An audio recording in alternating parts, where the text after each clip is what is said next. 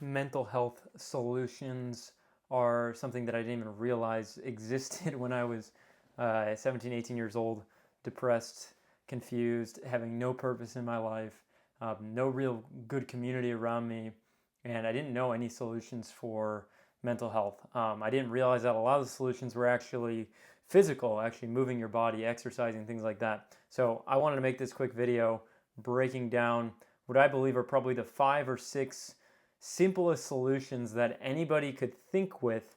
These are more categories that you can then think with. And the reason I'm making this video, I was inspired because I was helping a client through my job. I work for this company, ATG. I work for Knees Over Toes Guy, and we help a lot of people with movement. And so this guy was asking me if movement is the only thing that's going to help him with his joint pain.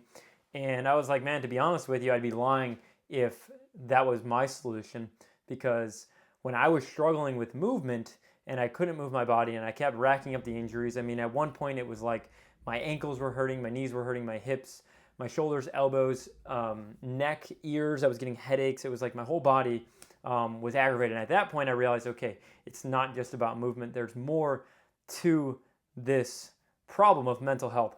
So the first category is purpose. And this is kind of like the mind, like having a real purpose in your life as a being, as a person. What are you here to do? And I wish that someone had told me this, because I was running around just kind of looking for purpose in all sorts of things like drugs and following certain people or watching certain shows. And I just felt like I was so clouded that I couldn't think to find an actual purpose in life. And a purpose doesn't, honestly, I read this book called As a Man Thinketh a long time ago when I was really depressed. And I remember in that book, it's like a super short book, like an hour long or something. And I think I listened to it. And he was like, your purpose could just be evolving as a human being and growing and becoming a better version of yourself and writing out who it is that you want to be, what kind of character traits you want to have, and then working at that endlessly day after day after day. So I started doing that. I was like, okay, I'm angry, I'm making fun of people. Well, I'd rather be like, content and like not judgmental of people and just kind towards other people. And all the things that I was doing, I was like, oh, what if I just do the opposite of those things? And so I finally started having purpose just by saying, I'm going to level up. Now I have a definite purpose. I know that I'm here to lead the next generation of leaders. I'm here to lead people out of their misery and into their next steps and help them to basically learn who they are, and figure out how they can better use their resources and their energy to actually level up. So find your purpose. What is your purpose? Ask yourself, what are your goals? Honestly, just having some goals can give a human being some direction, some purpose. And I'm not sitting here saying that I figured it all out, but I think just having some goals. The first time I ever talked to a Knees Over Toes guy, I was like, man, I don't know what to do. I'm looking at this and that. And he was like, what are your goals? He asked me, and I just kept thinking about that. What are your goals? What are your goals?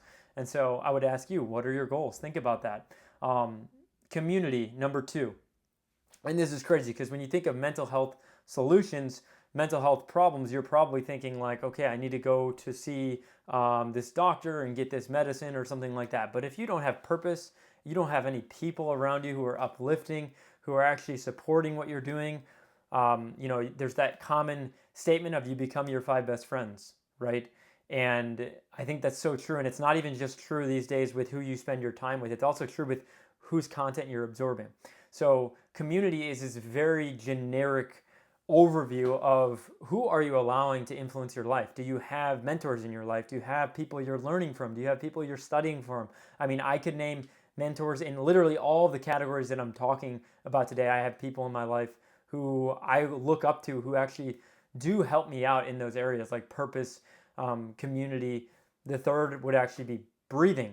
And surprisingly, I didn't think this would be the third one, but even someone studying movement, professionally for the last 4 or 5 years, you would think I would put movement as number 1. But to be honest with you, I was trying a bunch of movement things that weren't helping me when I was struggling.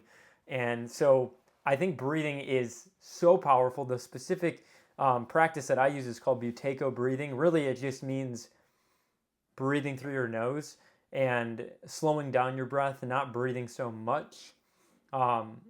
Increasing your ability to handle carbon dioxide. So the lungs, you have oxygen and carbon dioxide. And so if you're too imbalanced because you're always breathing through your mouth or basically we can over oxygenate in the lungs, and that will actually lead to less oxygen getting delivered to your cells in your body. So it's kind of this weird paradox where if you actually take less oxygen in and you breathe lighter and you maybe exhale a little more, I've just learned how to relax with my breath, calm down, get my body to rest. Because if you're breathing through your mouth all the time and you're over oxygenating your lungs, the paradox is when you have more oxygen in your lungs, less oxygen gets delivered to the cells, and the cells need oxygen. So the idea is breathe less and more oxygen will actually get to the cell to heal. I learned this from my mentor Misha Sakharov, who I'm actually going to start doing some more podcasts with and helping him get his message out, because honestly, it's the most genius stuff I may have ever found in my entire life, what I'm studying with Misha. So nutrition would be the fourth pillar.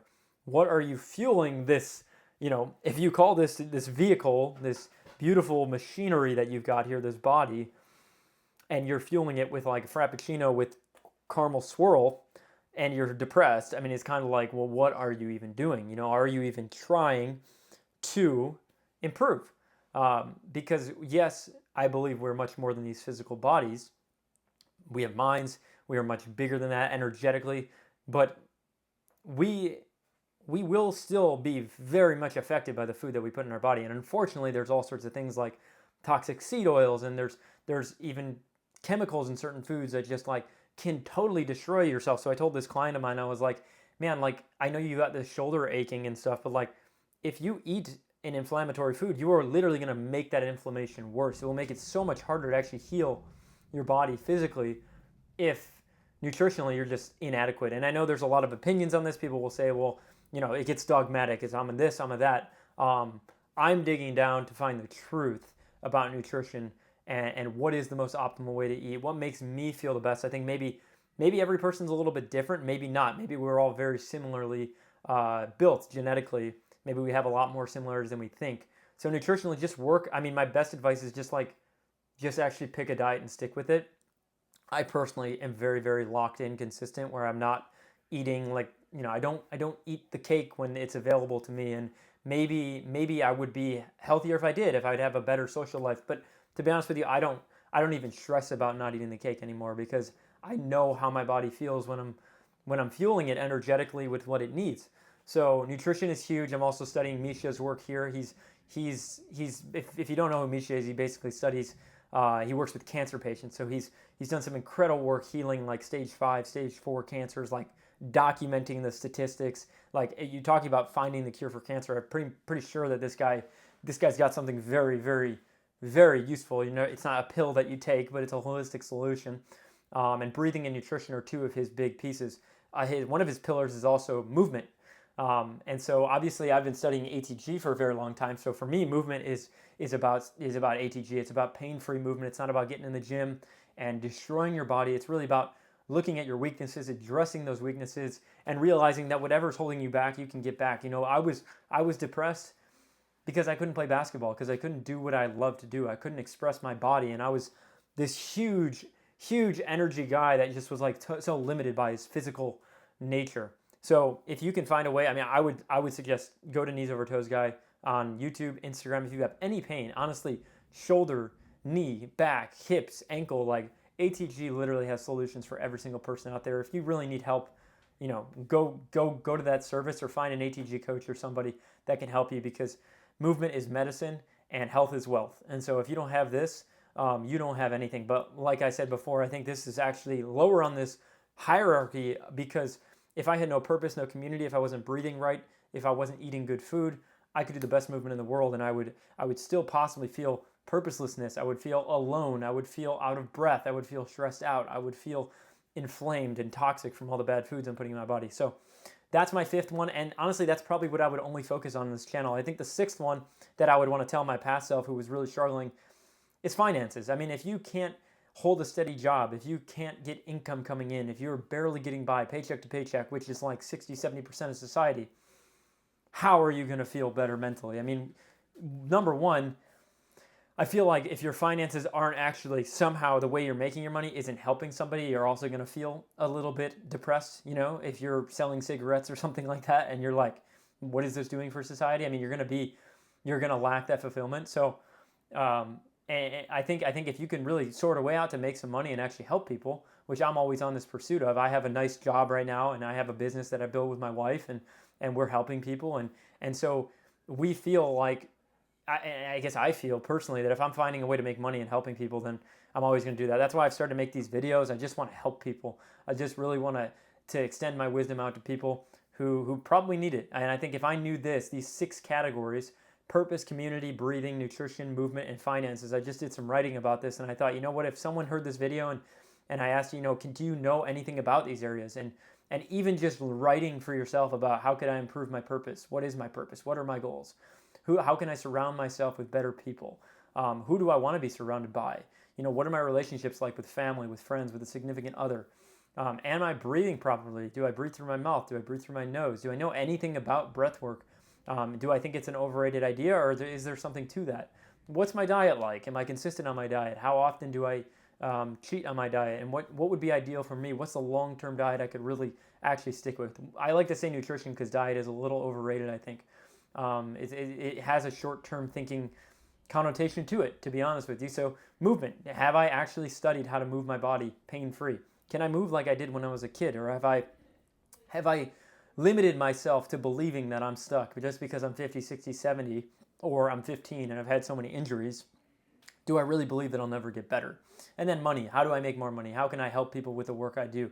Can I get myself into a better job, whatever it might be? Or do I want to own a business? Like, I wrestle with those questions, younger Max, who I'm talking to right here. You're 17, you're 18, you're struggling. There's solutions out there. Well, I hope that these mental health solutions helped you. And if so, please drop a comment. Please message me on Instagram, or you can probably get my number somehow through the internet. So feel free to contact me. I'd love to chat with you if you're looking for help. I love just talking to people who are struggling, or just people who are looking to get ahead in life and who are entrepreneurial and want to talk about business and life. And happy to chat with you. So reach out to me, and I really appreciate you giving me all this attention. I know that attention is a super valuable commodity these days. So if you're willing to give it to me for 12 and a half minutes, and I think I would like to tell you that I appreciate you, I value your attention, and I really wish you the best of luck.